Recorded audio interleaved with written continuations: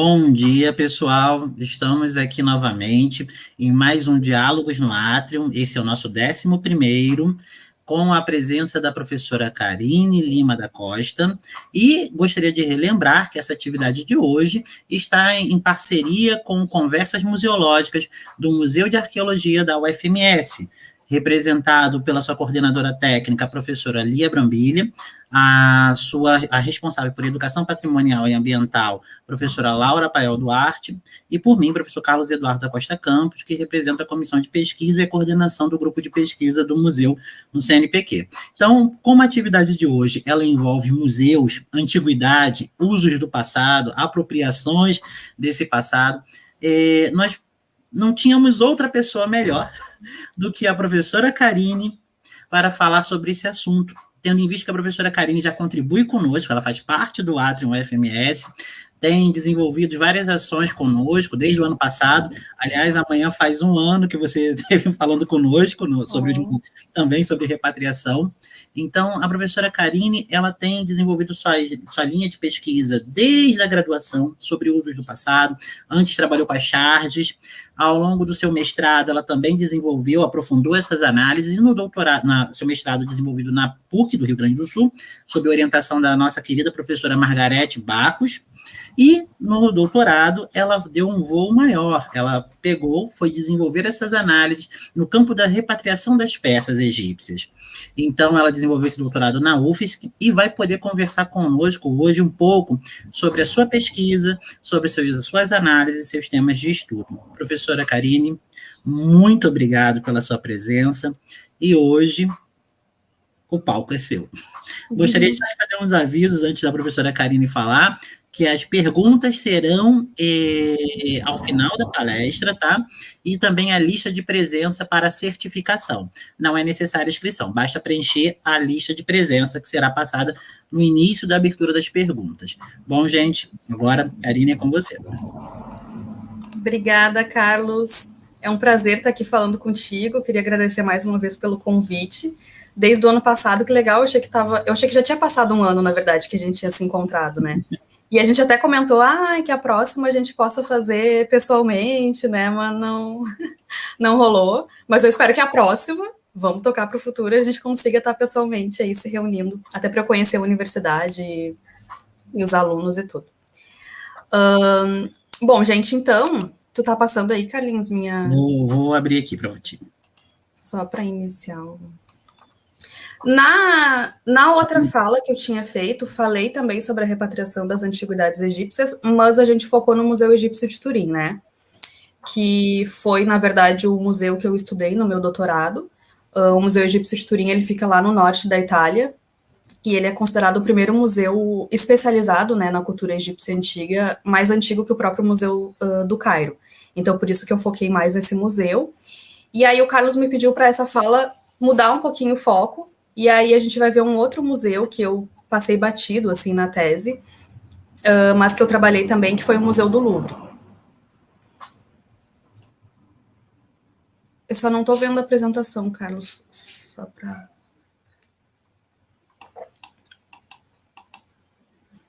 Tá, então, para que a gente possa entender um pouquinho, né, sobre os pedidos atuais de repatriação das antiguidades egípcias, eu vou contextualizar para vocês a saída desses objetos do Egito, né? A gente vai conhecer um pouco do trânsito desses objetos, ou aquilo que o Koptov chamou de a biografia dos objetos. Então, eu vou focar basicamente, como a gente vai trabalhar com o Museu do Louvre hoje, eu vou focar basicamente sobre a invasão francesa do Egito, ali no final do século XVIII, que foi o período em que vários desses objetos eles foram apropriados. Pode passar. Bom, então, quando a gente fala em Egito, é bastante comum que a gente divida esse tempo, esse período do Egito, em dois momentos distintos, né? Mas que muitas vezes são realidades também que na cabeça de muitas pessoas estão justapostas.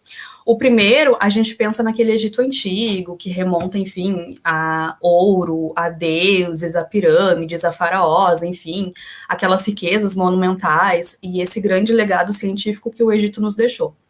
E, por outro lado, a gente pensa também no Egito moderno, que na cabeça de muitas pessoas é um lugar perigoso para ir, um lugar cheio de conflitos políticos, conflitos religiosos também, e que muitas pessoas consideram que para turistas não é um lugar muito seguro, o que não se confirma, tá? Pensar geograficamente o Egito como parte do continente africano, então, ainda é um espanto para algumas pessoas. Isso, na verdade, veio através de um imaginário que assegura essas generalizações e é efeito aí de uma longa tradição de viajantes que na antiguidade iam até o Egito, né, para buscar diferentes informações e conhecimentos acerca daquela região que para eles era tão peculiar. Essa tradição de peregrinações e viagens, ela remonta à própria antiguidade, com os povos ali das regiões vizinhas, especialmente os habitantes da costa da Palestina e da Síria. Depois ela passou também pelos gregos e pelos romanos, ela passou pela época medieval, e aí no período medieval a gente dá destaque para os lugares sagrados que eram mencionados na Bíblia. Então as pessoas queriam ir, né, os peregrinos queriam ir até esses lugares que eles viam, que tinha sido citado no livro sagrado. Passou também pelo Renascimento europeu, e no Renascimento é que se inicia então a prática de colecionismo, que vai culminar aí com a incursão dos franceses e dos britânicos no final do século XVIII. E aí nesse slide eu trago para vocês algumas das séries de invasões que o Egito passou ao longo dos anos, né? Então a gente teve ali, eu pontuei a partir dos assírios, em 671 a.C., depois a gente tem os persas em 525, os macedônios em 332, os romanos em 30 a.C., os árabes a partir de 639, os turcos que dominaram ali a região durante 1517 e 1867, e aí a gente abre um parênteses para um curto período de dominação francesa, que é essa que a gente vai focar, tá? De 1798 a 1801, e depois a partir de 1882 com os britânicos. Pode passar.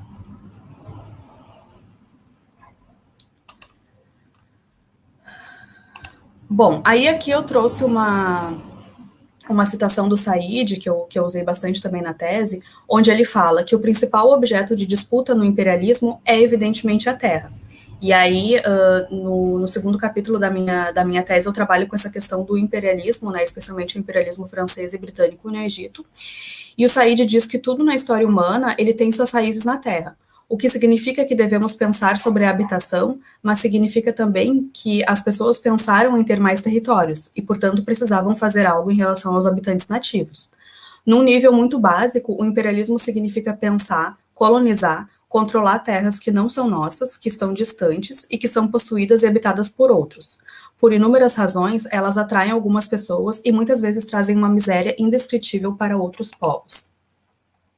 Então, esse interesse estrangeiro pelo Egito, ele deve-se também pela importância do Rio Nilo e pela relação com o Mediterrâneo, né? E essa relação é que vai entrelaçar a história do Egito tanto ao continente africano, quanto também às regiões mediterrâneas. Então, por isso que ele está inseparavelmente ligado à história da Europa, mas também à história do Oriente Próximo. Geograficamente, o Egito está situado no nordeste do continente africano. Ele é composto ali pelo deserto e é próximo tanto do Mar Vermelho quanto do Mar Mediterrâneo, além de ser atravessado pelo Rio Nilo. Então, essa posição geográfica do Egito, que foi durante muito tempo estratégica, ela foi crucial para o desenvolvimento da história e também, né, obviamente, uma posição estratégia para as invasões que ali ocorreram. Pode passar. Deixa eu só... Bom, aqui entrando, então, nos franceses no Egito, que foi esse curto período, né, o contexto político que viabilizou a investida francesa no Egito foi o conflito entre a França e a Grã-Bretanha pelo controle da Índia, já que os britânicos eles haviam perdido as suas colônias na América do Norte, e a França tinha perdido as suas colônias no Canadá e em outras regiões durante a Guerra Franco-Indígena, e também durante a Guerra dos 7 Anos, que ocorreu depois. Nesse sentido, o Egito ele era vital, tanto para a Grã-Bretanha quanto para a França, porque para o governo britânico era por razões de estratégia mesmo, e vital para os franceses por causa da tradição e de prestígio. Inclusive, o Napoleão, né, ele tinha uma grande Ele gostava muito da história do Alexandre o Grande, ele sempre dizia que ele gostaria de ir para o Egito, enfim. Então, a ação imperialista francesa no Egito, ela teve diretamente relacionada a esses interesses estratégicos políticos, mas também teve uma questão que eu destaquei também bastante na tese, que foi a questão de interesses científicos, culturais e mesmo os pessoais, né, do então comandante do exército francês, na época Napoleão Bonaparte, que desde jovem, enfim, se interessava pela história do Egito e pela história do Alexandre, né. Então, frequentemente na historiografia, a ocupação francesa do Egito, ela é mencionada, vocês vão ver em vários livros, como a redescoberta do Egito, né, o renascimento do Egito, como se os egípcios modernos, né, tivessem lá inerte, né, frente ao processo histórico que está passando por eles, e como se após o fim do período faraônico, a população tivesse lá adormecida ou parada no tempo, enfim, só esperando um resgate, né, que obviamente foi propiciado nesse período pelos colonizadores europeus. Aqui sendo irônica, né, gente? Então, o projeto francês de ocupação do Egito, ele visava não apenas bloquear uma das rotas econômicas dos britânicos para a Índia, mas também facilitar uma possível conquista posterior dos franceses, já que na época o Egito ele era uma possessão turca, e na época a Turquia ela não era aliada à Inglaterra, e ela também não estava em guerra com a França, o que depois ocorreu posteriormente em 1798. Dessa forma, então, ocupando ali o Istmo de Suez, a França conseguia bloquear tanto o caminho que levava a Inglaterra à Índia, né, que a Índia era uma das principais colônias britânicas, e com isso o Napoleão e o governo francês, eles esperavam que tomar o Egito fosse o primeiro passo para fundar um grande império francês. E esse império ia abranger aí algumas áreas generosas, não só da África, mas também da Ásia. Além de ser a porta de entrada da África e da Ásia, o Vale do Nilo ele também fornecia algumas matérias-primas, né, como cana-de-açúcar, linho, trigo, arroz, entre outros. Pode passar, Carlos.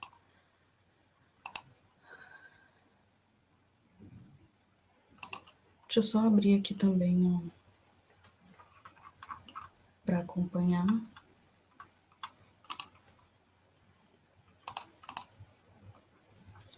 Então, durante cerca de um mês, mais ou menos, o Napoleão ele organizou um exército. Foi cerca de 35 mil homens que foram divididos em 200 navios. E essa viagem para o Egito, então, durou quase 2 meses. Alguns historiadores afirmam que as pretensões francesas no Egito eram estritamente militares. No entanto, e é uma das coisas que eu defendo também na tese, essa organização prévia que ele fez de uma comissão artística e científica para acompanhar o exército na região demonstra o contrário, né, que não era realmente uma investida apenas ou estritamente militar. Nessa comissão, então, tinham mais de 150 artistas e cientistas, então tinha astrônomo, matemáticos, naturalistas, físicos, médicos, químicos, até musicólogo. E aí, nessa imagem que vocês estão vendo, a gente é uma imagem da chegada dessa comissão no Egito, e o que chama a atenção nessa imagem são os trajes que eles estão usando. Então, vocês veem que eles estão com uma sobrecasaca de um tecido verde, assim, bem grosso, com umas calças justas, chapéu de feltro, ou seja, totalmente uns trajes inadequados para a região do Egito, que era uma região, ainda é uma região bastante quente. E a gente sabe, né, que boa parte também das narrativas sobre a ocupação e as incursões do exército francês pelo Oriente sempre enfatiza essa questão do despreparo dos franceses para lidar com essas questões relacionadas ao clima, como o calor, a falta de água, o que depois foi atestado também em 1812 na invasão da Rússia, que daí eles tiveram outro tipo de dificuldade, daí agora não só com calor, mas com o frio extremo, no qual eles também não estavam preparados ou acostumados. Então, embora parte da literatura produzida nessa época, eles romantizem essa passagem das tropas de Napoleão para o Egito, como se fosse o redescobrimento ou o renascimento do Egito, especialmente por conta dessa presença dessa equipe de sábios, esse breve período ele teve efeitos devastadores, não só para o Egito, mas também para a própria França. Porque, apesar da organização da comitiva, eles não imaginariam essas dificuldades pelas quais eles iam passar, já que era, né, foco, mais uma vez, essa questão, uma região assolada pelo calor, pela miséria, por várias doenças com as quais os franceses não tinham tido contato ainda, o que acabou acarretando, inclusive, na morte de muitos soldados. Então, o final da ocupação francesa ela foi muito brutal para o exército, porque desses cerca de 35 mil homens que acompanharam em terra, pouco mais de 20 mil retornaram com vida à França, e dos quais cerca de 3 mil estavam doentes ou contaminados. E entre os 16 mil marinheiros, nem 2 mil chegaram a regressar, para vocês terem ideia. Fora que eles passaram por uma questão que a gente está passando agora, inclusive, que é a quarentena. Então, os sábios que retornaram para casa, eles precisaram ficar isolados durante um mês em quarentena, para não, né, passar a doença que eles tinham pego lá para as outras pessoas. E eles foram publicados só depois, autorizados a publicar todo o material que eles haviam recolhido durante esse período, essa campanha que eles fizeram no Egito. Pode passar. E aí eu destaco a descrição do Egito, né? Porque se por um lado, do lado militar, a ocupação francesa ela foi um fracasso, especialmente, né, depois que os navios franceses foram totalmente destruídos pelos britânicos. Por um outro lado, a ocupação francesa no Egito ela obteve sucesso do ponto de vista científico e cultural, devido ao trabalho da Comissão de Ciências e Artes. E aí eu trouxe essa obra, que é a mais famosa, que foi que saiu nesse período, né, que é a Descrição do Egito. Ela é uma obra dividida em 23 volumes e considerada a base para o desenvolvimento da ciência egiptológica. Até porque ela possibilitou também a localização exata dos monumentos. Como a comissão ela pôde viajar pelo país durante esse período que eles ficaram lá, eles conseguiam desenhar e copiar ali os lugares exatos de onde ficavam os monumentos, poderiam desenhar também em detalhes os monumentos, inclusive com os hieróglifos e tudo. E até então ela era realmente a obra mais completa e detalhada que havia se publicado do Egito.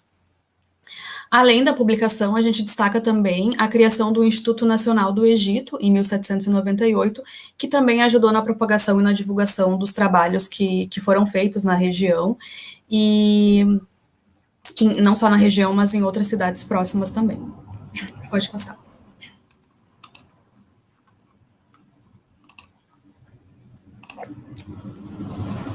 Bom, aí nesse slide eu trago um pouquinho da questão dos caçadores-coletores, entre aspas, né, caçadores-coletores de antiguidade. Esse termo é um termo bonitinho, digamos assim, para a gente falar de ladrão de tumba mesmo, né? Então, caçador-coletor nada mais é do que ladrão de tumba. Porque atualmente considerada uma área multidisciplinar, as origens da arqueologia no século XIX, elas remontam a essa época da caça dos tesouros, que era uma busca apressada por cidades perdidas, por, enfim, enterros reais que fossem aí carregados de ouro. E ela foi uma época de grande aventura e também de uma quantidade de saques desenfreados.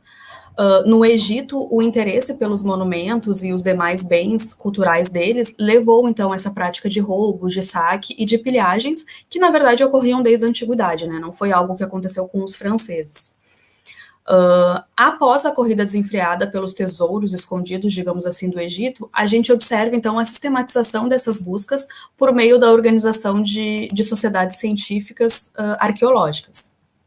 E aí eu trago aqui que a questão da matriz genética da arqueologia egípcia, ela se desenvolveu em torno da tensão existente entre essa chamada caça ao tesouro, que muitos vão dizer que seria o antiquariado, e a arqueologia científica.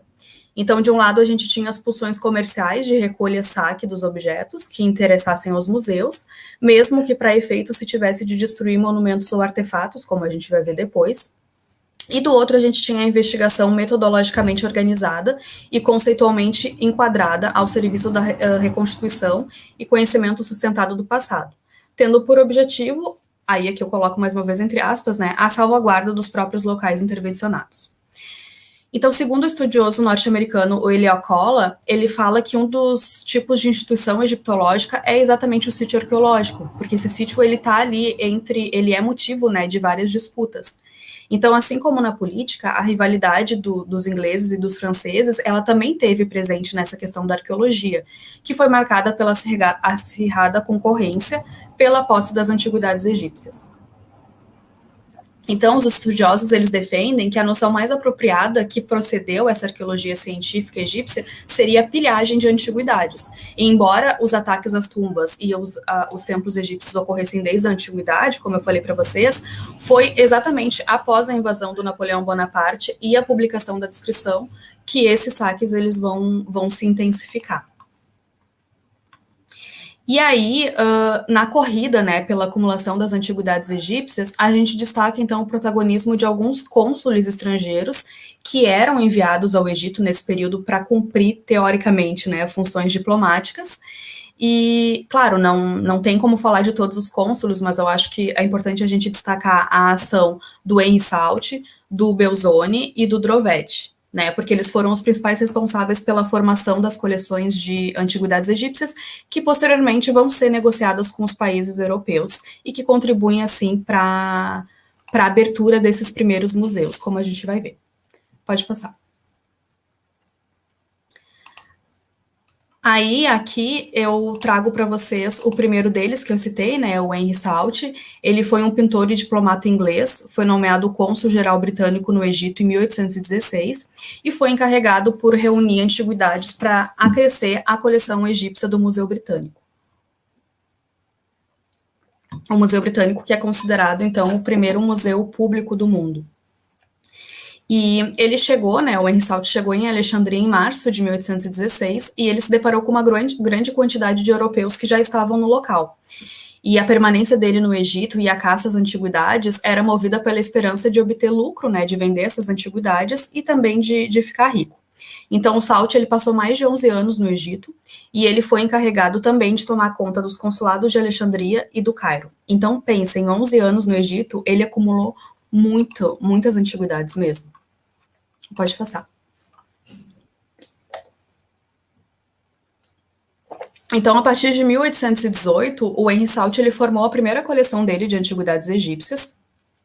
Como eu falei, que depois foi comprada pelo Museu Britânico, na época ali por cerca de 2.000 libras. O envio das antiguidades ao Museu Britânico, ele foi mais intenso entre os anos de 1820 e 1821.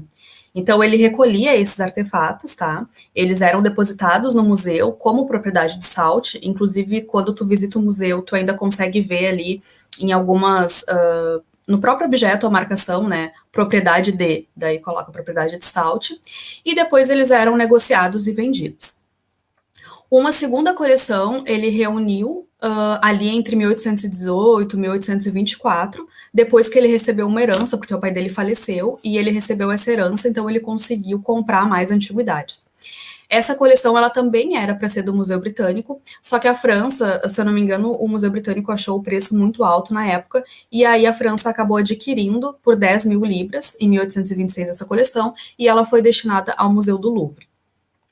O Salt, ele faleceu precocemente, tá, com apenas 48 anos, em decorrência de uma infecção no intestino, e ele foi enterrado, inclusive, em Alexandria. E ele conseguiu reunir ou melhor, ele conseguiu vender depois, né, uma terceira coleção, que foi vendida em 1835, e o Museu Britânico também pegou uma parte dessa coleção. Então, dentre esses cônsules, o Salt, ele pode ser considerado um colecionador mais gentil, digamos assim, e ele deixou o trabalho sujo para outros, né, que sucederam ele.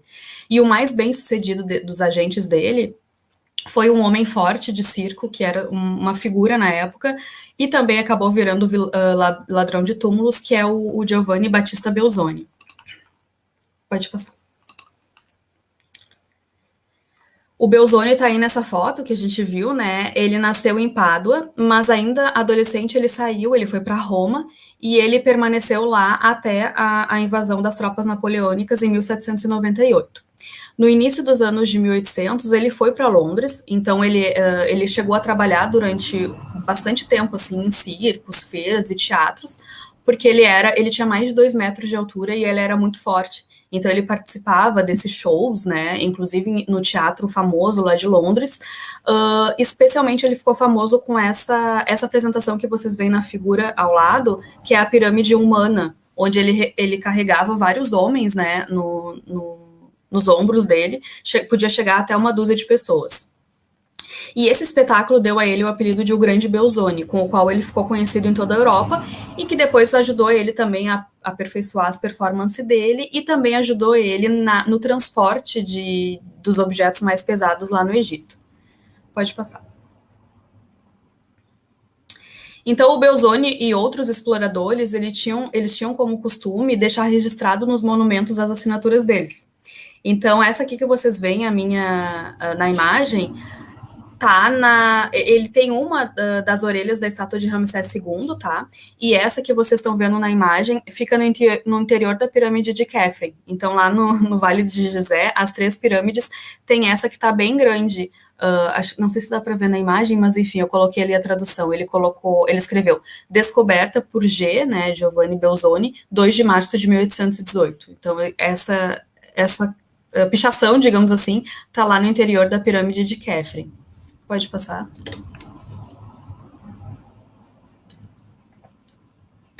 A gente tem outras inscrições também, para vocês verem que não foi só ele, né? Então, a gente tem, por exemplo, essa de Belzoni, e embaixo, se eu colocar o mouse, não sei se vocês veem, mas enfim, abaixo dele tem ali Salt, o Henri Salt, inclusive tá Salt e um círculo, que tá meio apagado.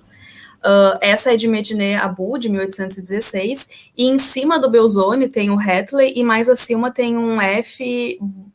Bonfils, que na verdade é a inscrição do Félix Bonfils, um fotógrafo francês, que também viajou para o Oriente Médio, né, ao longo do século XIX. Então a gente vê em vários monumentos a gravação desses exploradores entre aspas, né. Pode passar. A gente tem um outro explorador também, o italiano Bernardino Drovetti, que nasceu no Piemonte, mas ele foi naturalizado francês. Ele estudou direito e depois ele integrou também o exército de Bonaparte, e isso fez com que ele se aproximasse dessa carreira diplomática e que depois Napoleão enviou ele, então, para o Egito, né? Ele foi enviado em 1803 para ocupar o cargo de vice-cônsul em Alexandria e depois ele foi nomeado, então, o cônsul-geral. Com a queda do Napoleão, o Drovetti, ele perdeu também o posto dele político no Egito, mas ele viveu por lá, viveu muito mais do que Salt, né? O Salt ficou cerca de 11 anos, ele viveu cerca de 30 anos no Egito. E aí ele foi nomeado mais uma vez o cônsul-geral da França no Egito em 1820, já aí no período do Luís XVIII, e ele reuniu uma segunda coleção de antiguidades que depois foi vendida para o Museu do Louvre. E aí a gente vê também a gravação dele, assim como Salt, assim como Belzoni, a gente vê uma gravação dele lá em Abu Simbel, tá? Ele botou inclusive o ano, Drovetti, 1816. E sim, entre os hieróglifos. Pode passar. Então, o Drovetti, ele foi considerado um saqueador implacável. Ele se cercava de um bando de bandidos, ele subornava as autoridades locais, ele cavava imprudentemente em tumbas e templos, e ele não estava acima de usar a força dele para alcançar os objetivos dele, que era conseguir mais antiguidades. Ele tinha alguns intérpretes também, ou guarda-costas, né, alguns mamelucos franceses, e as características físicas dele contribuíram também para ajudar a carregar esses monumentos que eram mais pesados. Pode passar. Então, durante anos, o Drovetti também recolhia essas antiguidades e deixava lá no pátio do consulado. E ele esperou o melhor momento, eu até coloquei a melhor oferta, para vender essas coleções. Na verdade, as coleções deles depois foram divididas, assim como as do Salt, em 3 coleções, tá? Então, ele recebeu ofertas da Alemanha para comprar essas coleções e ofereceu, né, ao rei da França para compor o acervo do Louvre, porém, o rei também, na época, achou que o valor que ele estava cobrando era muito alto, tá? Então, por fim, ele vendeu as coleções. A primeira foi vendida por 400 mil liras ao rei do Piemonte, que originou o Museu Egípcio de Turim, esse que eu falei para vocês no norte da Itália. A segunda, ela foi comprada pelo rei da França, o Carlos X, que foi destinada, então, ao Museu do Louvre. E a terceira foi vendida ao rei da Prússia por um pouco menos de 30 mil francos. E aí eu trago uma situação do Brian Fagan, que ele tem um livro bem interessante, que é O Rapto, o Sequestro do Egito, né? Que ele fala que o Belzoni, ele forneceu as galerias egípcias do Museu Britânico. As antiguidades do Drovetti formaram a base da magnífica coleção de Turim, enquanto os esforços de Henri Salt melhoraram muito as galerias do Louvre. Todos colheram as recompensas de fama, notoriedade ou ganho financeiro. E o único a perder, claro, foi o Egito. Pode passar. E o transporte, né, desses monumentos que eram maiores e mais pesados, como vocês vão ver depois lá no acervo do Louvre, ele era realizado com a ajuda dos felás, que são os camponeses da época, e esses felás, eles carregavam esses monumentos até as margens do rio Nilo, e eles depositavam, então, em barcos, tá? Que ia até Alexandria e depois seguia, então, o rumo ali, era distribuído e ia para o continente europeu. É aquilo que, inclusive, o Fagan chama de, são as antiguidades portáteis, né? E aí uma rápida visita nos museus, tanto o Louvre quanto o Museu Britânico, mostra que esses cônsules e os agentes deles buscavam, preferencialmente, nesse primeiro momento, esses monumentos mais impressionantes, né? Esses grandes monumentos de grandes dimensões e que geralmente eram de granito. Então, tem muito obelisco, tem muita esfinge, muitos sarcófagos e estátuas colossais também nesses museus. Tanto que na reestruturação do Louvre e do Museu Britânico, que ocorreram aí ao longo dos anos, esses objetos eles permanecem no térreo, mesmo que, por exemplo, o Louvre tenha um circuito no segundo andar dedicado às antiguidades egípcias, mas algumas ficam no primeiro andar porque realmente elas são muito pesadas para carregar, né? Não teria como eles passarem para o segundo piso. Pode passar. Então, os arqueólogos e os diplomatas estrangeiros, eles ocuparam um papel crucial na criação dos primeiros museus, tá? Bem como na seleção criteriosa dos objetos que deveriam ou não ser adquiridos por essas instituições, levando em conta determinadas características estéticas, a monumentalidade e a importância histórica. E aí, uma das conclusões que eu cheguei na tese é que a gente verifica que a gênese da constituição dos acervos de antiguidades egípcias nesses nascentes museus, ela foi formada basicamente por 5 itens, tá? Primeiro, a questão do tráfico ilícito, tá? No qual eram cometidos pequenos saques ou grandes pilhagens de antiguidades que depois eram comercializadas. O segundo, a questão de espólio de guerra, tá? Onde as nações vencedoras elas tomavam para si os objetos que anteriormente eram apropriados por outras nações estrangeiras. A gente vai ver essa questão do espólio, inclusive nos debates de repatriação.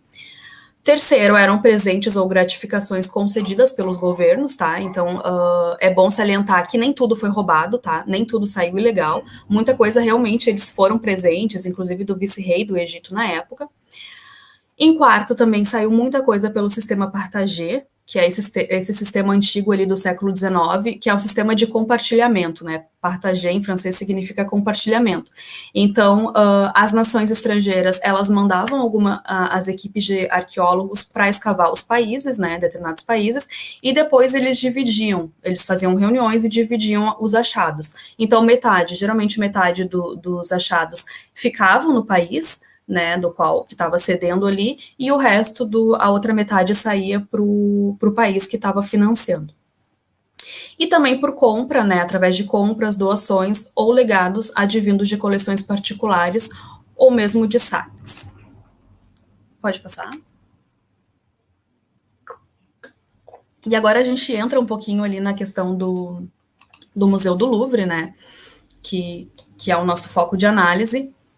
Então, ele nasceu como um museu nacional, né, instalado nesse Palácio do Louvre, que já existia, mas ele nasce, primeiramente, como um museu nacional, e ele foi instituído por decreto em 27 de julho de 1793, e foi inaugurado oficialmente em 10 de agosto, em comemoração ao primeiro aniversário da queda da monarquia. Ele é considerado, como eu falei para vocês, o Museu Egípcio de Turim, ele é considerado o primeiro museu especializado na cultura egípcia do mundo. O Museu Britânico, ele é considerado o primeiro museu público do mundo. E o Museu do Louvre, ele é considerado o primeiro grande museu de arte nacional, tá? E foi aberto ao público uma semana depois. Ele era administrado originalmente por 3 pintores, por um arquiteto e por um escultor. E era focado nessa questão da arte. Essas, na verdade, são as datas oficiais, tá? Mas há um consenso historiográfico de que as origens do Louvre, elas são muito mais remotas, porque o espaço onde ocupa hoje esse palácio, que a gente vê, que hoje se situa o museu, ele era utilizado anteriormente pelos reis franceses para guardar obras artísticas que eventualmente eram exibidas para um público bem restrito naquele período. Então, o palácio onde o museu ele foi construído, pode passar, Carlos, para vocês acompanharem. O palácio onde ele foi, o museu foi construído, ele nasceu como uma fortaleza, tá? Ele data lá do século XII, foi construído pelo rei Filipe II, que governou a França entre 1180 até 1223, quando ele faleceu. O Filipe II, ele é conhecido pela durabilidade do governo dele e também pelas obras grandes que ele construiu, como uma das torres que atualmente integra, né, o prédio que cedia o Louvre.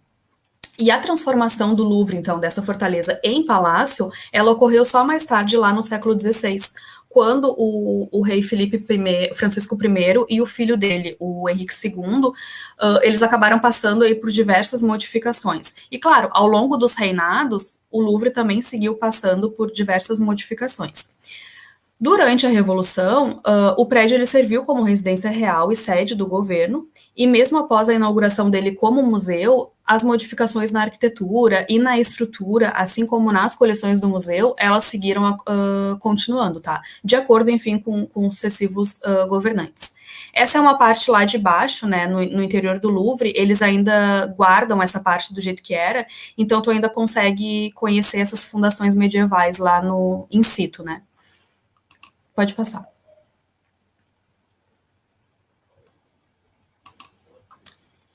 Então, após a Revolução Francesa, o acervo do Louvre ele foi ampliado, né? Porque então as obras que antes eram pertencentes à nobreza, e as ordens religiosas, elas foram nacionalizadas. E aí a gente cita alguns livros, objetos e outras obras de arte que antes elas estavam confinadas apenas às igrejas ou então em coleções privadas desses reis, agora elas passam para o museu e se tornam públicas, inclusive com algumas legendas que indicavam qual é a origem dessas coleções. Então, a inauguração do Museu do Louvre, ela contribuiu também para uma celebração nacional dos valores republicanos. Pode passar.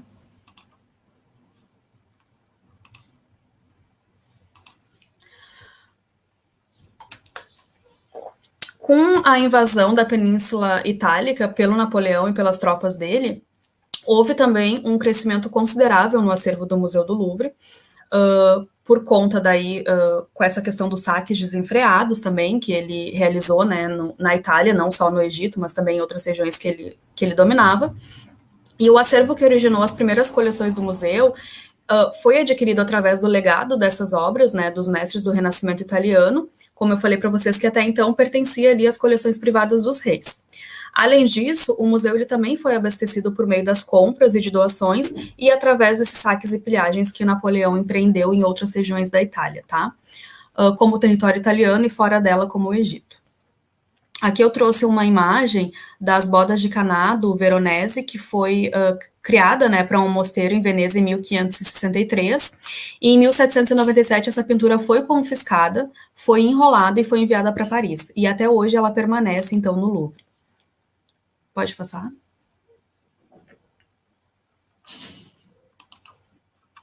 E aí eu destaco nesse período aí do Louvre o Vivant Denon, tá? Ele foi um pintor francês que foi o primeiro diretor do museu. Na época, o museu também ele passou por uma série de denominações, tá? O Museu do Louvre. E na época que o Denon foi, então, o diretor, ele era conhecido como Museu Napoleão.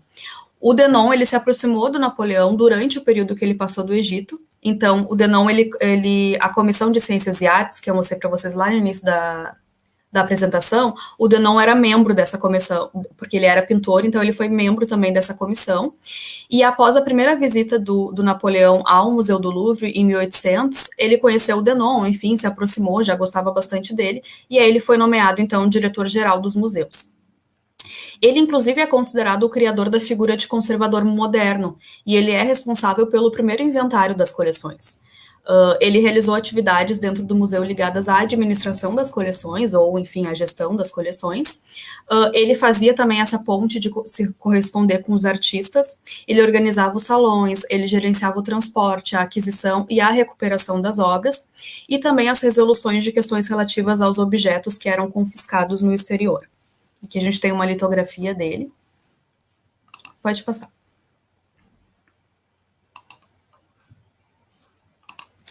Então, o Vivant Denon, ele exerceu o cargo de diretor até 1815, tá? Quando ele foi, então, pressionado pelos países aliados para devolver as obras de arte que foram confiscadas durante o Império, depois que o Napoleão caiu nesse mesmo ano. Óbvio que ele foi totalmente contra, né? Ele foi um dos que mais lutou contra a devolução dessas obras, porém, cerca de 50 mil obras nesse período foram repatriadas, tá? Então, elas foram para países como a Áustria, a Bélgica, a Espanha, a Itália, entre outras. Em algumas regiões, esse retorno viabilizou, inclusive, a abertura de galerias ou então de museus que exporam depois, foram expor essas obras restituídas. Então, a gente tem, por exemplo, esse museu que eu não sei pronunciar, mas enfim, é anterior, né, ao Museu Nacional de Amsterdã, super conhecido, e também a coleção de arte do Museu do Prado, em Madrid. Pode passar?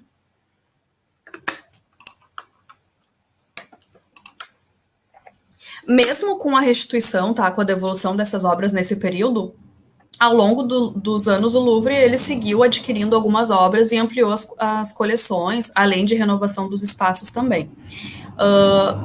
Em 1895 surge, então, a Reunião dos Museus Nacionais, que é um organismo destinado a financiar essas aquisições, e também a fundação da Sociedade dos Amigos do Louvre, que também é um grupo de mecenas privados. Então, esse grupo, eles ajudaram nessas questões financeiras para o Louvre adquirir e ampliar as suas coleções. Pode passar. E aqui a gente entra na questão da criação de um departamento específico, né, de antiguidades egípcias no museu. Então, a criação de um departamento de antiguidades egípcias no Louvre, diferentemente do que muitos pensam, ela não está associada diretamente à expedição entre aspas, né, invasão, na verdade, do Napoleão ao Egito, tá? Porque muitas dessas obras, elas ficaram em poder dos britânicos. E aí eu lembro para vocês da questão dos espólios de guerra, né? Então a gente sabe que o documento que marcou ali o fim da ocupação francesa no Egito foi exatamente essa capitulação de Alexandria. Ela foi um documento oferecido, na verdade, como rendição pelo próprio general francês da época. E aí, entre outras ordenações, na capitulação ficou estabelecido que os franceses eles tinham que abandonar o Egito em no máximo 50 dias. E os documentos, todos os documentos de antiguidades que eles recolheram naquele período, elas tinham que ser designadas como propriedade pública, o que facilitou, obviamente, né, a transferência dessas e outras antiguidades. Então, por exemplo, a Pedra de Roseta, que foi encontrada ali em 1799 pelos franceses, ela deveria hoje estar no Museu do Louvre. Porém, por conta da capitulação, eles tiveram que entregar essa pedra para o Museu Britânico, e depois ela foi vendida, né, pelo rei Jorge III, e por isso que hoje a Pedra de Roseta, ela está no Museu Britânico, e não no Museu do Louvre. De qualquer forma, ela não estaria no Egito, né? Então, por isso que vários objetos que eram para ser dos franceses estão hoje no Museu Britânico por conta desses espólios de guerra. Então, uma sala dedicada à cultura egípcia, ela foi criada no Museu do Louvre só em 1818. Ela, na época, era denominada Sala de Ísis, ou os Monumentos Egípcios, e esse nome fazia alusão a uma estátua que eles têm, que representava, na verdade, a deusa Sekhmet. Então, eles colocaram errado, eles botaram primeiro Sala de Ísis, na verdade, era uma representação da deusa Sekhmet. No início, a coleção egípcia ela era formada basicamente por esculturas, tá, que anteriormente pertenciam às coleções reais, até depois que eles foram adquirindo essas grandes coleções, tá? Especificamente entre os anos de 1824 e 1827. Aqui a gente tem uma imagem das salas egípcias do Museu do Louvre, um óleo sobre tela de 1851. Pode passar.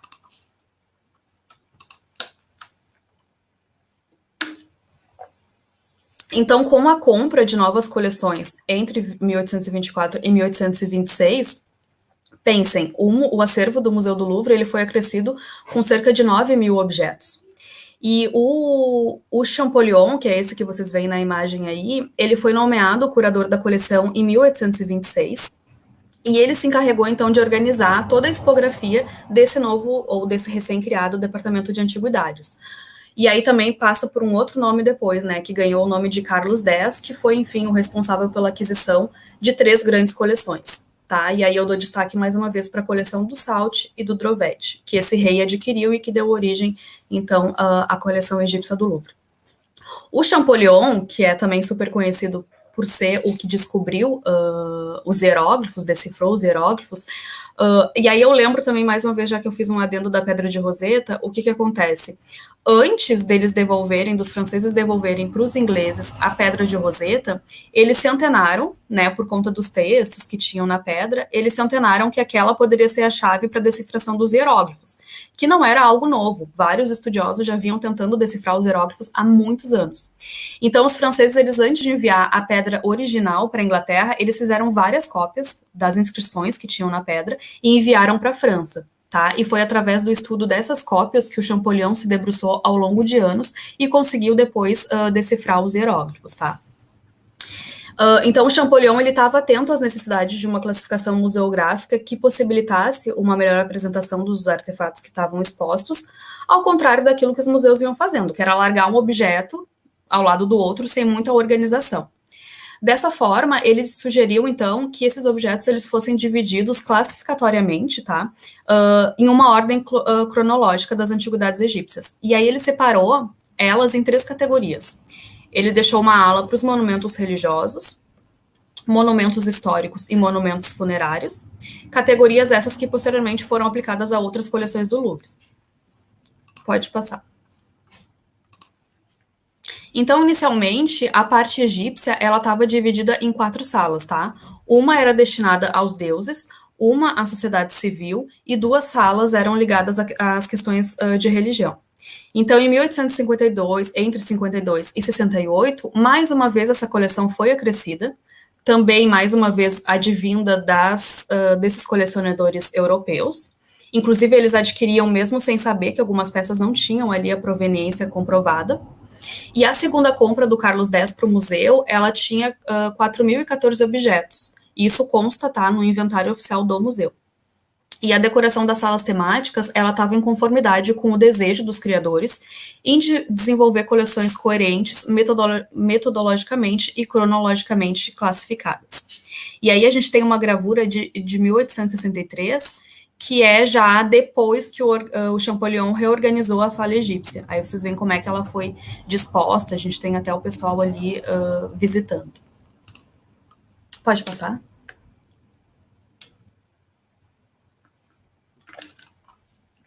E aí a gente tem essa, que é uma esfinge super famosa, né, um objeto para quem conhece o Louvre, na ala Sully, porque, enfim, ele é dividido por várias alas, o visitante ele é recebido por uma das maiores esfinges, inclusive, que está exposta fora do Egito. E essa escultura, ela foi encontrada pelo Salt, em 1825, entre as ruínas do templo de Amon, em Tanis, que foi a capital do Egito durante a 21ª e a 22ª dinastias. E aqui a gente tem uma imagem dela, tá? De visitantes em frente à esfinge. Essa imagem é de 1930. Pode passar. E aqui é uma imagem dela mais atual, né? Que inclusive dá a capa aí do trabalho. Como título, tá? Isso como tá na legenda do próprio museu. Então, eles chamam de Grande Esfinge de Tanis. O material é o granito rosa. Ela tem 1,83 de altura, 4,80 metros de comprimento, 1,5 metros de largura e pesa 12 toneladas. E aí, o número principal dela, como eles colocam no inventário, é A23, o número do antigo colecionador, né? Porque daí é como, nesse inventário, tá como eles classificavam na época. Então, na época, ela recebeu Salt, porque, enfim, era teoricamente o colecionador da qual ela adveio, né? E aí o número que ela recebeu no inventário na época, 3837. A forma de aquisição, eles colocam também, botaram por compra, e a data que ela foi inscrita, então, no inventário, 1826. Pode passar. E aqui eu destaco um outro, claro, né, gente, não tem como a gente ver a coleção egípcia completa do museu, então por isso que eu trouxe destaquei algumas obras principais, e vou focar depois no Zodíaco de Dendera, porque está dentro da questão da repatriação. A gente tem também, não podia deixar de fora, o escriba sentado, né, que ele é ali foi feito entre a 4ª ou 5ª dinastia, e material calcário, né, outros materiais alabastro, cristal de rocha, cobre, tem as dimensões dele.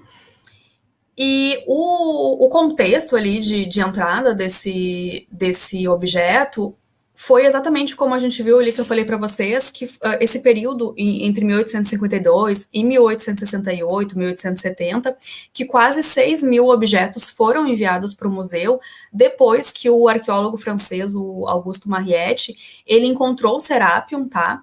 E aí, dentro desse Serapion, desse sítio, ele encontrou essa famosa estátua do escriba sentado. Tá? Então, ela foi encontrada ali em Saqqara, numa capela da Quinta Dinastia, mais ou menos cerca de 1850.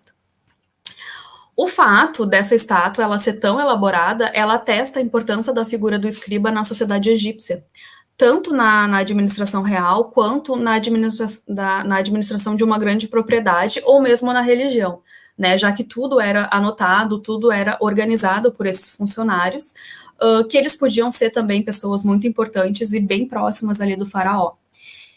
Inclusive a palavra, né, escriba, que em egípcio é sek, ou sesh, enfim, ela também define, né, era um título desses altos funcionários.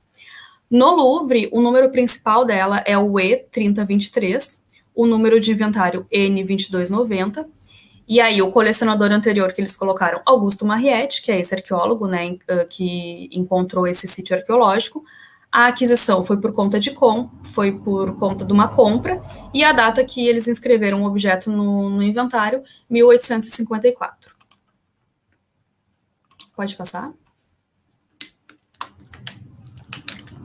E aí o objeto que aqui mais nos interessa, que também é um outro item famoso que entrou no acervo do Louvre, é o zodíaco de Dendera, tá? Originalmente, esse zodíaco, ele adornava o teto do templo de Hathor, que ficava em Dendera. Inclusive, era um dos templos preferidos do Vivant Denon, né, o diretor-geral dos museus.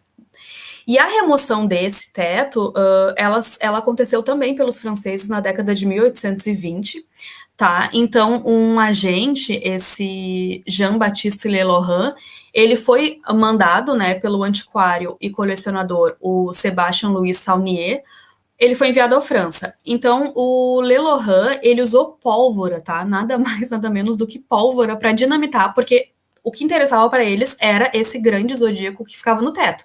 E como é que eles iam retirar um zodíaco do teto? Então, literalmente, eles usaram pólvora, entraram nesse templo, tá?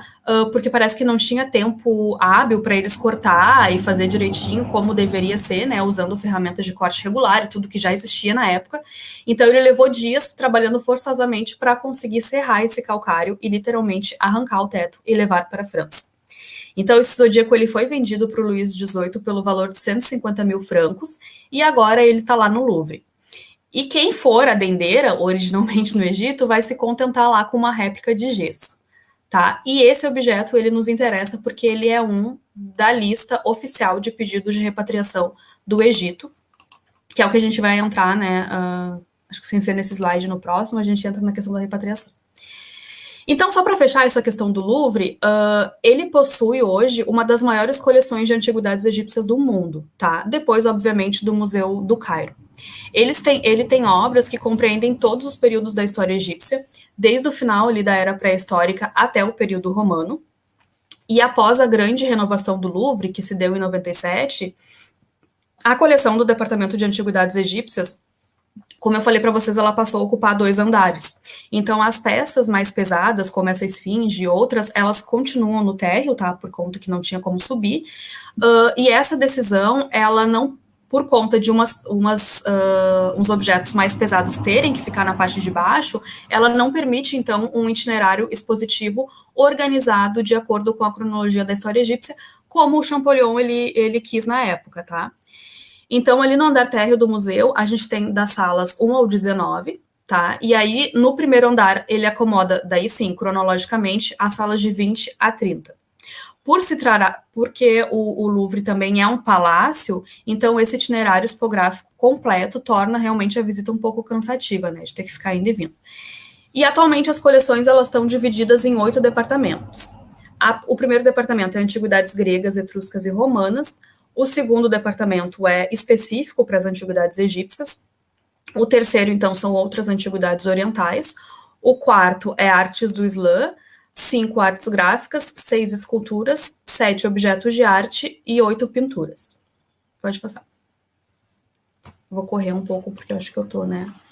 Bom, e aqui entrando então na questão da repatriação dessas antiguidades, no Egito especificamente, essa questão da repatriação ela entrou em evidência a partir da atuação deste ser que vocês estão vendo aí na foto, tá?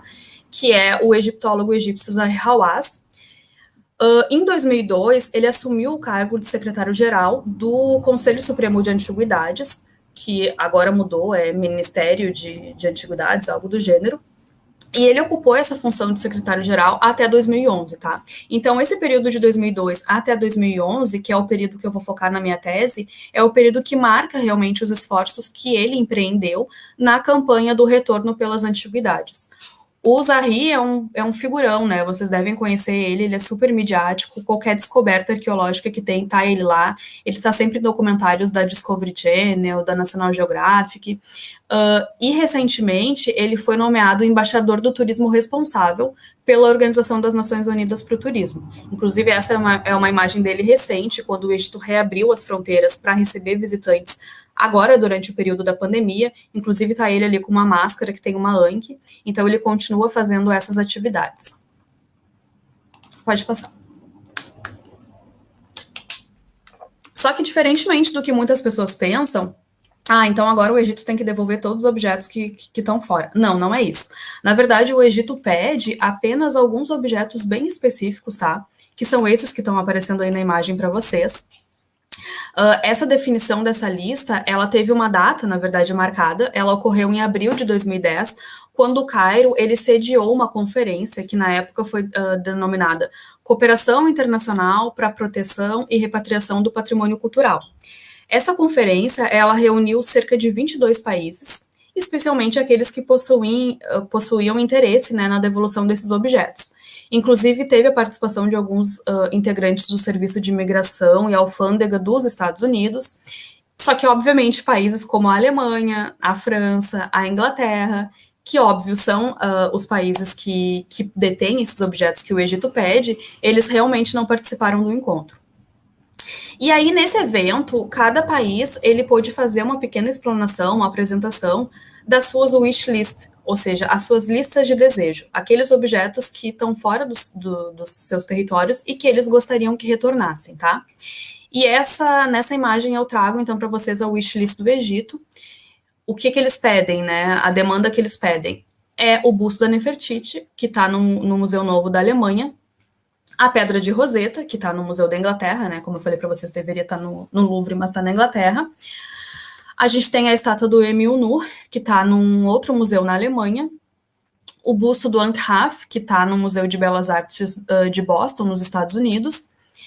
Essa estátua aí de granito preto, que vocês veem no meu lado direito abaixo, é a estátua do Ramsés II, que está no Museu Egípcio de Turim, na Itália. E a gente tem ao lado dele o que eu mostrei para vocês por último aí, o Zodíaco de Dendera, que está na coleção do Museu do Louvre. Com exceção da estátua do Emil-Nu, que parece que na época, vocês sabem que o Egito está abrindo um grande museu, né, um novo museu, o grande museu egípcio, só que esse museu já era para ter aberto há mais de 10 anos. E em 2010 ele estava programado, na real, para ser aberto esse museu, inaugurado. E aí parece que o Egito ele fez algum contato com o museu esse de Hildesheim, na Alemanha, que é quem cuida da estátua do Emil-Nu. E esse museu tinha falado que eles iam emprestar, então, a estátua para a abertura do grande museu egípcio, tá? Não iriam devolver, mas enfim, iam emprestar.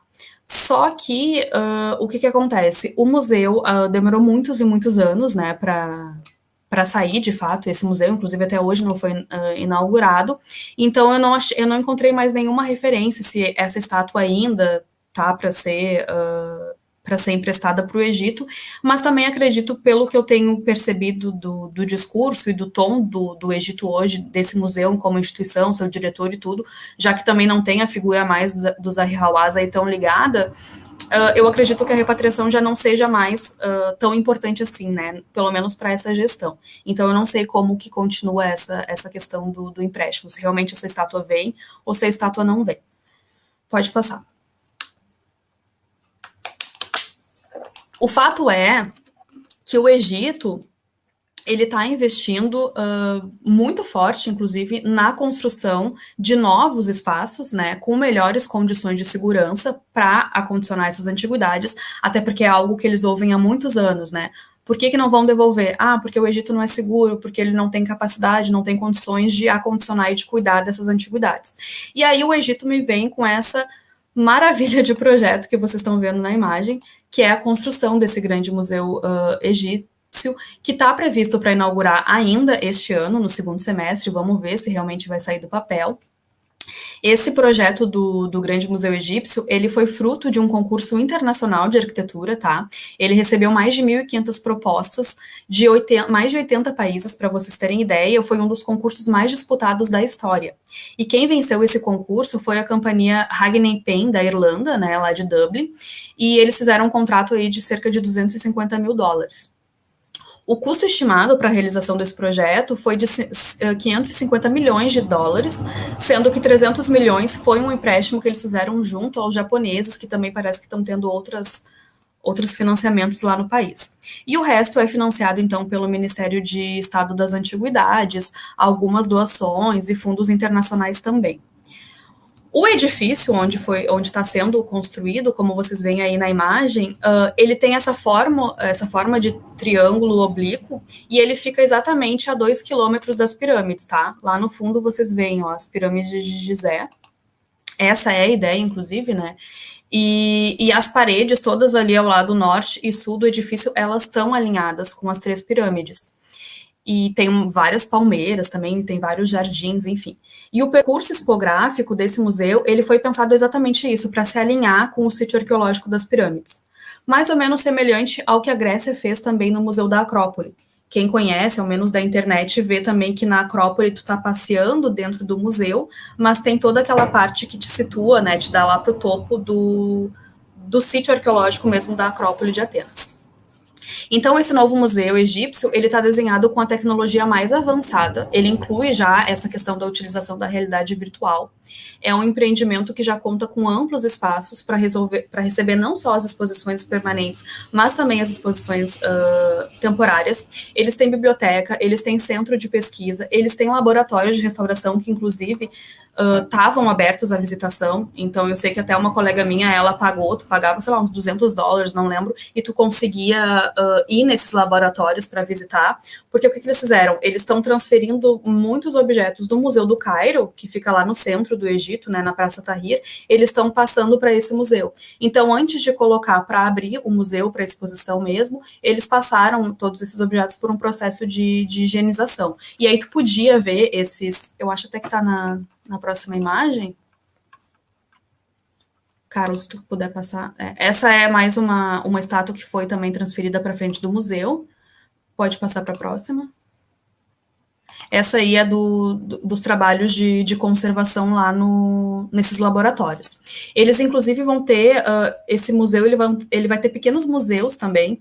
Então, ele tem, por exemplo, um museu dedicado para as crianças, né, para que os pais possam deixar as crianças lá enquanto visitam o museu. Eles têm uma parte também só para um museu mais acessível para as pessoas que têm algum tipo de deficiência. Ele tem loja, jardim, restaurante, parque, enfim. E a aposta é que esse centro de conservação parece que ele já é considerado o maior centro de conservação do Oriente Médio, tá?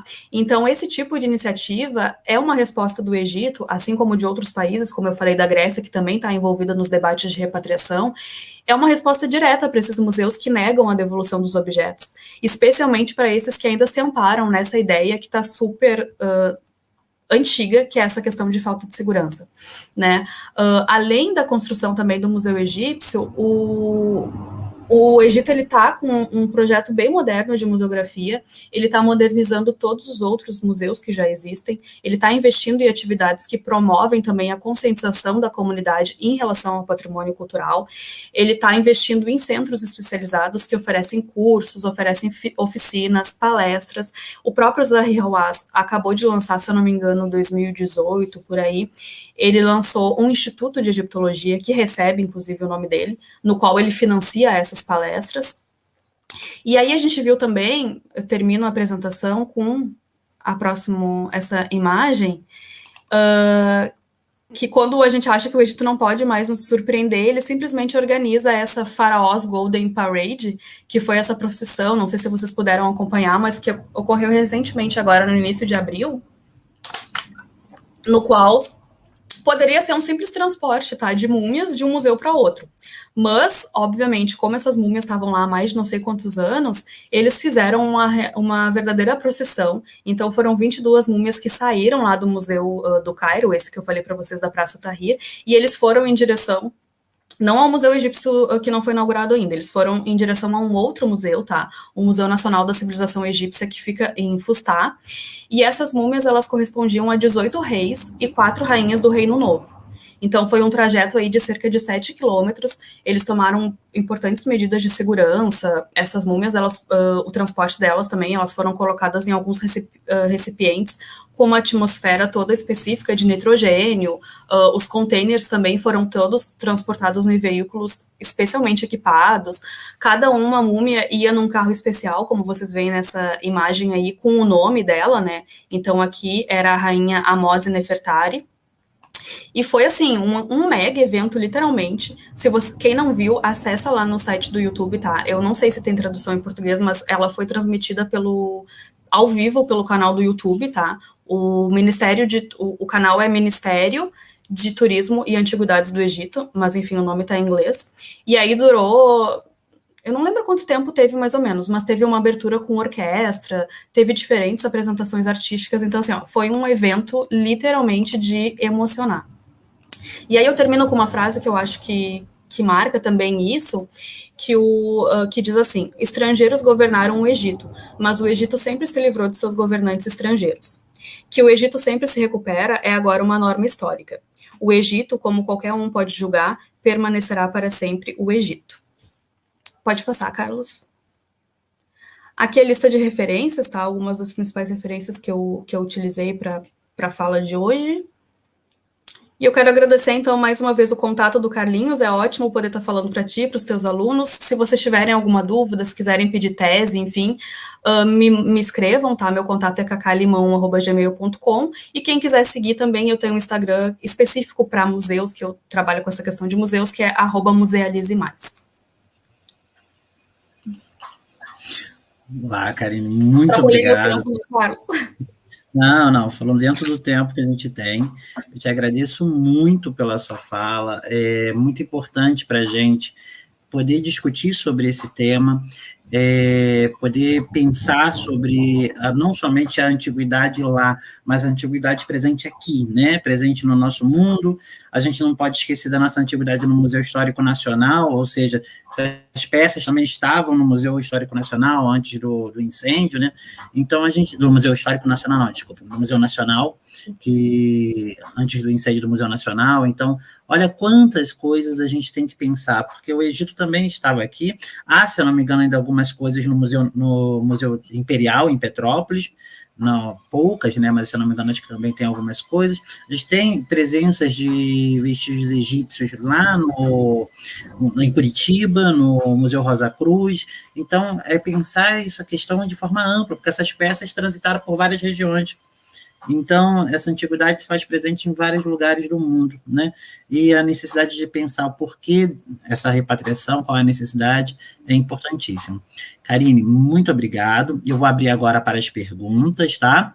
Então, pessoal, eu peço que vocês coloquem as perguntas de vocês aqui no post. Eu vou também enviar agora a lista de presença. E vocês vão colocando que eu vou transmitindo a pergunta para a professora Karine.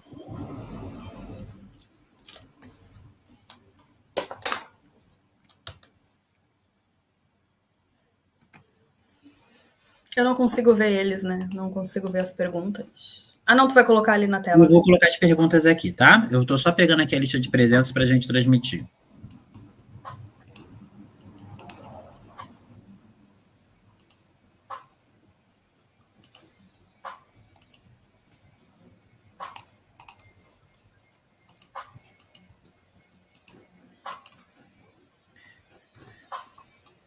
Pessoal, a lista de presença já está passando, tá?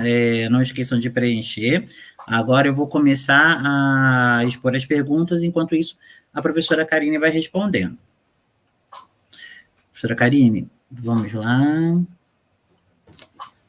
A primeira pergunta é da Renata Cardoso.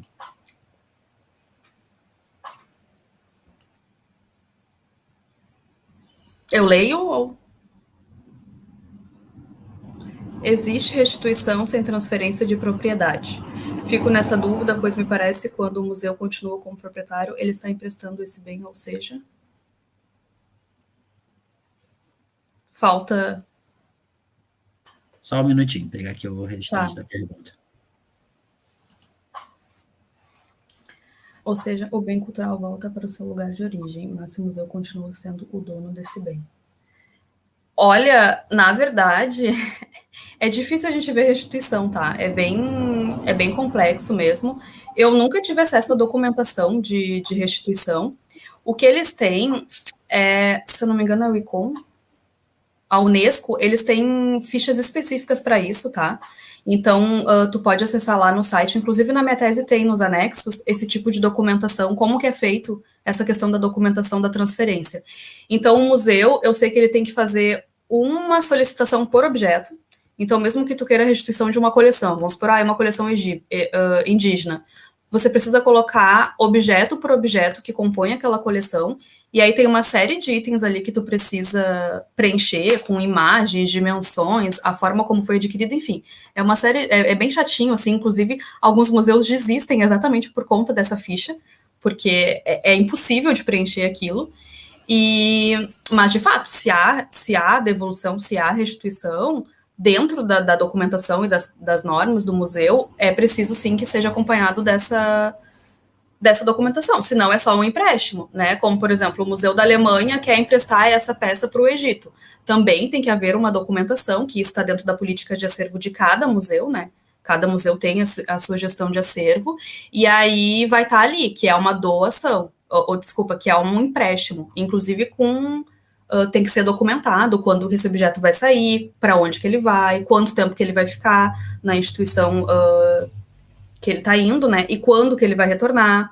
Inclusive, tem que ser atestado por especialistas. Então, faz uma ficha para o objeto de como o estado que ele sai, porque também tu vai mandar um objeto inteiro, ele pode voltar quebrado, né? Pode voltar sem pedaço. Então, tu precisa registrar também que esse objeto, o contexto e como que ele saiu do museu. E também, quando chega na instituição de origem, tem alguém que recebe, um especialista, que recebe esse objeto, vai fotografar tudo, enfim, para ver se esse objeto realmente chegou naquelas condições. O próprio Zahi Hawass, ele fala, tem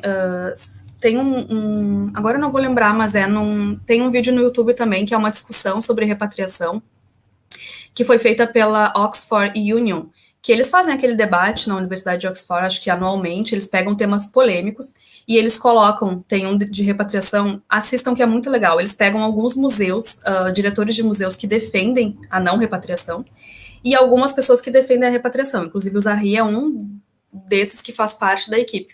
E aí o Zahi fala, assim, naquele tom irônico dele, ele diz assim, gente, a gente tá falando de empréstimo, a gente não tá falando de roubo ou de pegar. Ele até falou, nós egípcios não somos piratas, a gente não vai estar esperando o objeto lá com as carabinas, sabe? Isso tudo vai ser acompanhado pelo ICOM, né, o Instituto Internacional de Museus, pela própria Unesco, são firmados acordos, são documentos, a gente não vai roubar, a gente, né, não somos vocês que foram lá e tomaram. Então há toda uma medida de segurança, assim, de documentação, que tem que haver, na verdade, né, dentro dessas normas e padrões internacionais de documentação.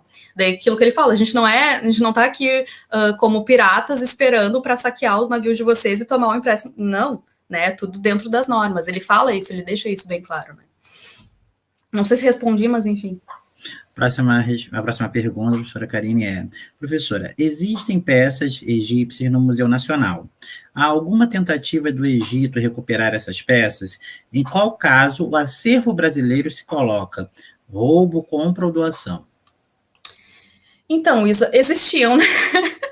Para nossa dor no coração, assim, eu sei que algumas coisas foram recuperadas, mas enfim, para mim existiam. Não existia, inclusive, não existe mais. Era, inclusive, a segunda maior coleção da América Latina era a nossa, né? E essa coleção não existe mais. Nunca houve tentativa de retorno de nenhum desses objetos, tá? Inclusive, o falecido, nosso saudoso professor Brancaleon, que faleceu, né, esse ano também foi uma perda gigantesca para o mundo da antiguidade, da arqueologia, especialmente para o Egito. Eu tive num evento com ele há uns anos atrás e eu estava conversando com ele sobre essa questão. Ele esteve no Egito, falou com o Zahi Hawass e ele comentou que o Zahi, na época, quando eles conversaram, tinha uma lista gigantesca de vários museus que tinham coleções, pelo que eu entendi era isso, eram museus que tinham coleções egípcias fora do Egito, mas ele falou que o Museu Nacional aparecia lá no final da lista, sabe? E que não tinha pedido, não tinha nenhum tipo de pedido de repatriação. Tem apenas uma entrevista do Zahi Hawass quando o Museu Nacional pegou fogo. Enfim, algumas autoridades fizeram entrevista com ele e ele só comentou assim, que aqueles países que não sabem cuidar do seu patrimônio deveriam devolver. Foi a única afirmativa que ele teve, mas não se tem. E essas peças, elas foram basicamente adquiridas lá no período do reinado de Dom Pedro. A gente sabe que o Dom Pedro II, ele foi inclusive considerado o primeiro egiptólogo aí do Brasil, e ele adquiriu muitas peças nas viagens que ele fez para o Egito, né?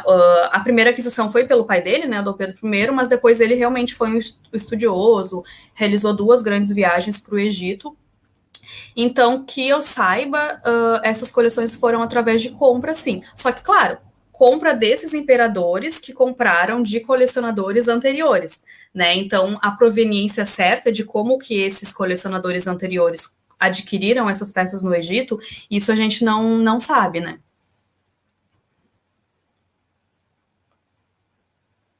A gente tem aqui a pergunta da Júlia Roberta. Após essa modernização e essa criação do Grande Museu do Egito, você acredita que eles possam conseguir a repatriação dessas peças de forma mais facilitada em relação à segurança dos acervos? Não. Não. A discussão da repatriação, eu já cheguei a essa conclusão, assim, inclusive analisando esses objetos específicos da coleção egípcia, dessas peças que eles pedem, tá? Da wishlist que eu mostrei para vocês. A repatriação não vai acontecer. A Nefertiti não vai voltar para o Egito, né? Talvez se ela volte, ela, né, é a Terceira Guerra Mundial, pensem. O Egito não vai querer devolver. Então, assim, a Pedra de Roseta não sai do Museu Britânico também. Não saía nem para empréstimo para museus europeus, então eu acredito que a repatriação desses objetos não vai acontecer, tá? Não vai se efetivar. Talvez no futuro distante a gente tenha alguns documentos de empréstimo, algumas iniciativas em relação a isso, tá? Mas devolução mesmo para o Egito, acho que não. O que acontece em caso de devolução são aquelas coisas, por exemplo, aquilo que sai realmente fora da lei atualmente, então aquilo que está dentro ali do tráfico ilícito, do contrabando, e aí tem uma grande repercussão na mídia, isso acaba voltando porque realmente é lei, não só a lei nacional do Egito, mas lei também de patrimônio internacional. Mas esses objetos eu acho que dificilmente. Então, o que eu defendo em relação à repatriação, e que eu trabalhei muito na tese, ficar muito nessa questão do discurso, eu acredito que uma grande medida, porque a gente tem que pensar também que essas reivindicações de repatriação ou de restituição de bens culturais, ela está dentro desse processo maior que a gente chama que é a descolonização, né? No caso da museologia, enfim, a desmusealização. E eu acredito que medidas realmente para descolonizar os museus nesse sentido seria não a devolução em si, que seria o último passo da repatriação, mas assumir a culpa, sabe? Que esses museus eles admitam que esses objetos eles são provenientes de roubo, de pilhagem, de saque. Então a gente vai lá no Museu Egípcio de Turim, a gente vai lá no Museu do Louvre, a gente vai lá no Museu Britânico, e até tem algumas coisas referentes, faz parte da coleção de Salte. Ah, faz parte da coleção de Drovetti. Ah, e foi adquirida pelo museu em 1800 e pouco por meio de compra. Mas tu jamais vai ver admitido que isso foi através de saque, que isso foi através de pilhagem, que isso é imperial, né? É desse período. Então, eu acho que uma forma de descolonização, que eu acho que é esse meio que a repatriação pede, é realmente que esses museus assumam o que eles realmente fizeram, que eles não fazem, né? A França está num processo agora bem legal. Eu acho que o Macron, ele... né, a gente pode colocar todos os defeitos, mas eu acho que a discussão que o Macron traz na França atualmente em relação ao patrimônio foram grandes passos, inclusive ele é um dos defensores da repatriação, né, ele chegou a contratar aí 2 intelectuais que fizeram um relatório, porque um dos objetivos da gestão dele é que os museus franceses devolvam muita coisa que foi pilhada, não do Egito, acho que o Egito não entra nessa discussão, mas em outros países da África. Inclusive, agora, essa semana mesmo, a gente saiu a notícia de que ele indicou para a direção do Louvre uma mulher, que vai ser a primeira da história. Então, pensem, há quase 300 anos, o Louvre, que é considerado o museu mais masculino do mundo, vai ter pela primeira vez na sua gestão uma mulher como diretora. Também foi uma indicação do Macron. Então, acho que a França está dando esses pequenos passos, que é algo que, por exemplo, a gente não vê no caso da Inglaterra. A Inglaterra continua com aquele discurso fechado de que o museu britânico é um museu enciclopédico, é um museu universal. Imagina, categorias que a gente usava lá no século XIX, sabe? E que por isso eles colocam, eles trazem, apresentam, enfim, através do museu, conhecimento do mundo inteiro. E por isso eles são universais, são acessíveis e, enfim. Mas, na verdade, a gente sabe que essa mesma questão do universalismo é muito dúbia, né? Porque o que é universal? Então, quer dizer que só porque eles roubaram, eles só são universais porque eles roubaram do mundo todo, né? Das colônias que eles dominaram. É só por isso que eles são universais, né? Então, eu acho que, como eu te falei, né? Só para concluir, a questão da repatriação em si, do retorno do artefato, como a gente está iniciando nessa discussão, eu acho que é a ponta do iceberg. Assim, a gente tem esses museus têm um longo caminho a travar ainda para chegar, de fato, nessa questão da repatriação. Professora Karine, temos agora uma última pergunta. O que os países que possuem essas peças hoje têm a perder com a devolução ao Egito? Pergunta do Lucas. Status, poder, porque tu devolvendo a Nefertiti pro Egito, as pessoas vão parar de visitar os museus lá na Alemanha? A Pedra de Roseta voltando pro Egito vai deixar com que o Museu Britânico, porque no Museu Egípcio, eles apresentam uma réplica da Pedra de Roseta. E, inclusive, o Museu Britânico, ele dá a ideia para o Egito que o Egito pode trabalhar com representações em 3D da pedra, que eu acho que, inclusive, é um recurso que eles vão usar bastante agora na abertura do Museu Egípcio. Mas por que o Egito tem que se contentar com uma reprodução em 3D da réplica e o Museu Britânico não pode? Eles não vão devolver tudo, entende? Então, a única coisa que eles têm a perder é status. As pessoas não vão parar de viajar a Londres. Eu não vou deixar de ir a Londres para visitar o museu e as exposições, porque a pedra voltou para o Egito, sabe? Ninguém vai deixar de visitar um museu especializado na cultura egípcia no norte da Itália, porque aquele objeto específico não está mais lá. Então, eu acredito que isso aí corrobora com a fala do Zahi, que ele fala que a manutenção desses objetos, em específico no país, é sim uma prática imperialista. Não há outra justificativa. E se vocês acompanharem os discursos das instituições, que passa de ano a ano, né, na figura desses diretores, vocês vão ver que é isso. Ainda é uma prática de dominação imperial. Professora Karine, muito obrigado. Eu agradeço pela palestra, agradeço pela sua presença, pela contribuição conosco. Eu agradeço ao público, aos professores da UFMS aqui presente, em nome deles, o professor Carlos Prado, que está aqui conosco, o professor Leandro Eco, de Três Lagoas. Agradeço por toda a presença dos nossos colegas, dos nossos alunos e do público, tanto da UFMS como de fora, por essa manhã prazerosa. Gostaria de dizer que eu vou deixar também no YouTube, no link da nossa atividade, a indicação de um podcast que foi gravado pela professora Karine, junto com a professora Semira Miscorce Silva, sobre a repatriação das antiguidades egípcias, e está no Diálogos Olimpianos. Então, a gente também pode deixar isso lá, para vocês pegarem outras informações. Essa nossa atividade de hoje, ela vai ser editada, mas também vai ficar gravada, tá? vai ficar disponível no site do Atrium, para que vocês possam revisitar, utilizar em sala. A nossa ideia é sempre deixar nossos materiais formando recursos didáticos para os professores de ensino básico, também para a sala de aula. Então, não é somente para os pesquisadores, mas principalmente para a rede básica de ensino, poder usar esses temas dentro das suas aulas, como, por exemplo, sexto ano e o primeiro ano, no que vai se discutir sobre a antiguidade, principalmente a antiguidade afroasiática. Então, a gente deixa essa indicação aqui de leitura, de inserção nos seus planos de ensino, desse material para pensar o Egito com os alunos. Bom, pessoal, obrigado.